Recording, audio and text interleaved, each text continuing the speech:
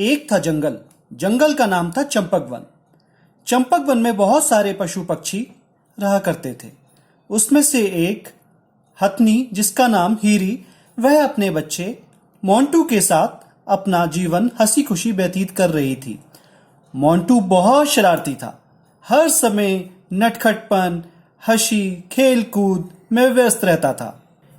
एक समय हीरी अपने मोंटू के साथ में शाम को घूमने निकली।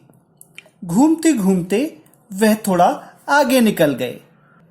उनको बिल्कुल भी पता नहीं चल पा रहा था कि वह इस चहलकदमी में बहुत आगे चले जा रहे हैं।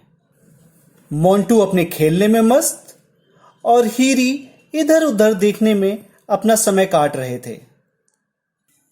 खेलते खेलते मोंटू अपनी मां हीरी से दूर होता जा रहा था और वह बहुत दूर चला गया था।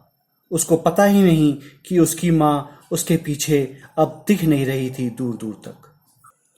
वह इंसानों की घनी आबादी में घुस चुका था, जहां पर इंसान जानवरों को देखकर घबरा जाते हैं और कुछ ऐसे कदम उठा लेते हैं जिनसे जानवरों को बहुत नुकसान पहुंचता है। बहुत सारे घरों को देखकर, कारों को देखकर मोंटू का दिल घबराया चला जा रहा था। उसे समझ में ही नहीं आ रहा था कि वह किस जगह पहुंच गया है, क्योंकि उसने ये जगह पहले अपनी जिंदगी में कभी नहीं देखी थी। वह अपनी मां को ढूंढ रहा था, आगे पीछे दाएं बाएं सब तरफ, और अपनी मां को पुकारता चला जा रहा था। मां, मां, तुम कहां हो मां? और उधर हीरी भी बहुत परेशान हो चुकी थी, क्योंकि वो मोंटू को कहीं भी नहीं देख पा रही थी। वह बहुत ज्यादा परेशान हो चुकी थी। उसे समझ में ही नहीं आ रहा था कि वह क्या करे, मदद के लिए किसको पुकारे, कहां जाए। वह भी मोंटू जिस तरफ गया था उसी तरफ बढ़ी चली जा रही थी और जोर जोर से आवाजें दे रही थी, मोंटू, मोंटू, कहां हो तुम मोंटू? मोंटू को कुछ नहीं सूझ रहा था। मोंटू इधर उधर हर तरफ अपनी मां को ढूंढ रहा था और भाग रहा था, जैसे उसको कोई किसी तरह से डरा रहा हो या धमका रहा हो। मोंटू बिल्कुल पागल हो चुका था। मोंटू को बहुत भूख भी लग चुकी थी, क्योंकि वह रात हो चुकी थी, और वह डरा हुआ जा करके एक कोने में किसी घर के पीछे जाकर के छुप गया, ताकि उसे कोई देख ना सके और उसे कोई नुकसान नहीं पहुंचा सके, क्योंकि वह था तो एक बच्चा ही। मोंटू को ढूंढते ढूंढते हीरी भी उस घनी आबादी वाले, जहां पर मनुष्य रहा करते थे, वहां पहुंच गई और जोर जोर से आवाज लगाना स्टार्ट कर चुकी थी। मोंटू,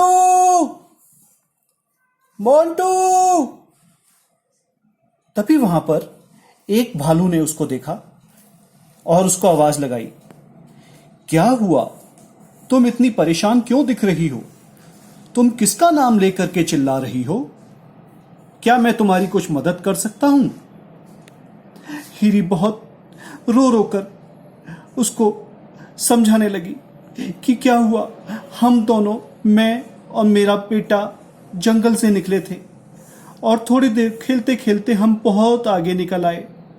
मेरा बेटा मुझसे बिछुड़ गया है और वो इसी तरफ आगे बढ़ गया है। मेरे को समझ में ही नहीं आ रहा कि मैं क्या करूं। रात भी बहुत हो चुकी है। अब मैं कहां जाऊं? मैं उसे कहां ढूंढूं? भालू बोला, रुको, घबराने की बात नहीं है। हो सकता है शायद मैं तुम्हारी कुछ मदद करूं। मैं शायद तुम्हारे कुछ काम आ जाऊं। मैंने अभी थोड़ी देर पहले एक छोटे से हाथी के बच्चे को यहां से जाते हुए देखा है। कहीं वो तुम्हारा मोंटू तो नहीं? हाँ हाँ, हो सकता है। तुमने उसे कहां देखा? तुम मुझे क्या बता सकते हो कि वह किस तरफ गया होगा? हाँ, क्यों नहीं। वह इस तरफ, यहां से सीधे चले जाओ, सीधे जाकर के बाएं मुड़ जाना, शायद वह उसी तरफ गया हुआ है। ओह, तुमने तुमने बहुत मदद करी है मेरी। मैं अभी जाती हूं, शायद मेरा मोंटू मिल जाए मुझे। थोड़ी दूर जाने पर हीरी ने देखा कि उसका मोंटू घर के एक कोने में छुपा बैठा हुआ है, डरा हुआ सा। और जैसे ही उसने मां को देखा, वह उसकी तरफ दौड़ा चला आया। मां, माँ, ओ मोंटू, तुम कहाँ चले गए थे? तुम कहाँ चले गए थे मोंटू? माँ, मुझे माफ कर दो माँ, मैं आगे से ऐसा कभी नहीं करूंगा। मैं कभी आपको छोड़ करके आगे नहीं भागूंगा।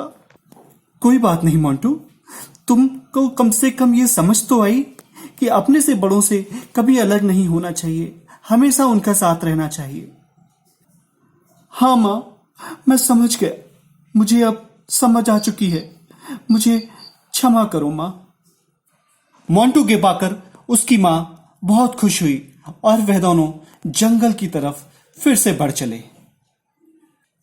उन दोनों को जंगल वापस आते देख बाकी के पशु पक्षी भी बहुत खुश हो गए और उनका स्वागत करने लगे। इस पूरी कहानी से हमने क्या सीखा?